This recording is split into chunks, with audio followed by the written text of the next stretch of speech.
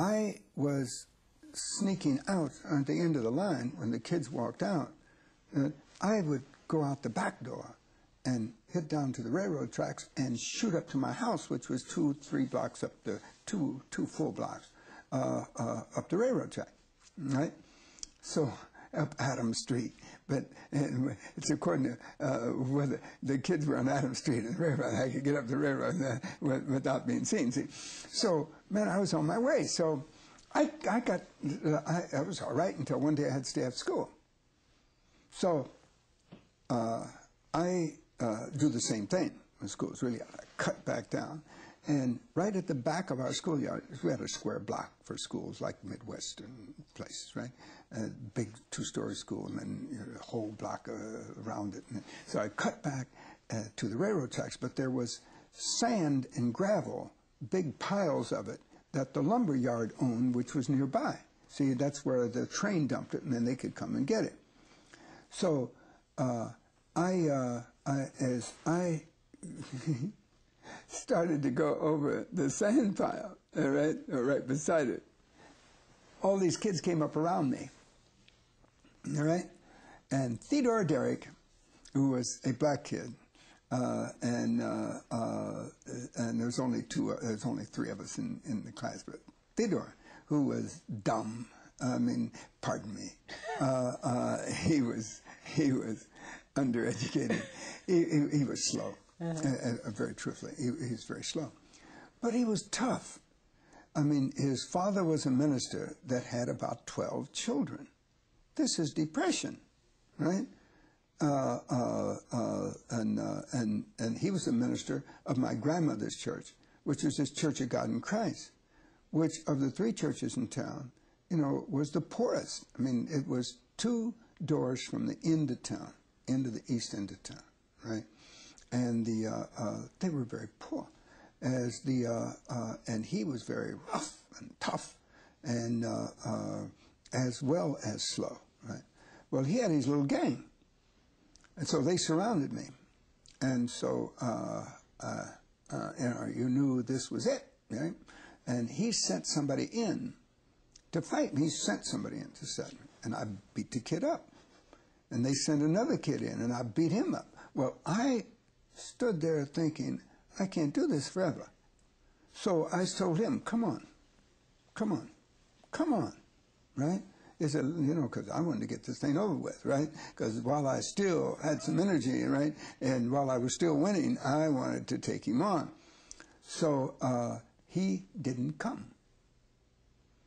And that ended that, right? So I didn't have to fight after that, right? But I came to school the next day, and I never will forget. Then I remember it so well because I acted like the bully. I saw some kids at the swing, right after you get on the school ground at the far end. And the kid looked at me. The story had gotten around. It didn't take long. And I looked at him and told him, is there something you don't like or something to the attitude, right? You know, I mean, you know, I was boom, boom, boom. You get my point? You're the tough guy now. Yeah, that's right. And I always remember it because it wasn't me. I didn't like it, right? But I was getting the message out, right, is that if necessary, all right, we'll do it again. See what I mean? All right?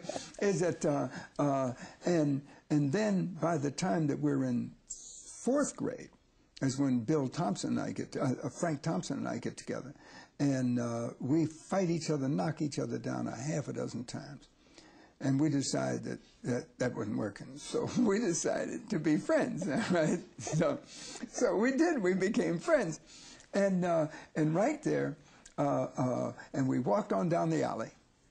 Because we had met across the street in the alley. That's where you met to fight when you were in the grade school, and you were in this, especially when you were not the 5th and 6th grade.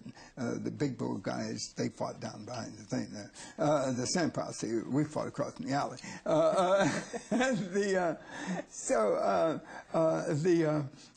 We shook hands and walked with each other down the alley to Purdham's store, which was down to the far end of the alley. And a block over, in other words, right? And we had a nickel between us. So we bought a bag of Our Advertiser. Now, you know Bull Durham, right? Everybody knows Bull Durham, but very few people ever know Our Advertiser. Now, Our Advertiser was a bigger bag, right? And it cost less, right? But there was still a roll you're on, right? And we divided the bag, right? And I think I know later on I would put stuff like that in a lighter, not a lighter, but a little flashlight that had a little bulb in it, a little flashlight, right? And it didn't, but I didn't have a battery in it, so I filled it up. See, and so that nobody knew what I had, right? And that's how you did things, right? Well, you were definitely not headed for the ministry at that point. Oh no, that's what I meant. See, I was so religious, and then the next couple of years, I wasn't at all, right, and wasn't thinking about any of that, right? But I was going to church with my grandmother, right? But it was not the same thing.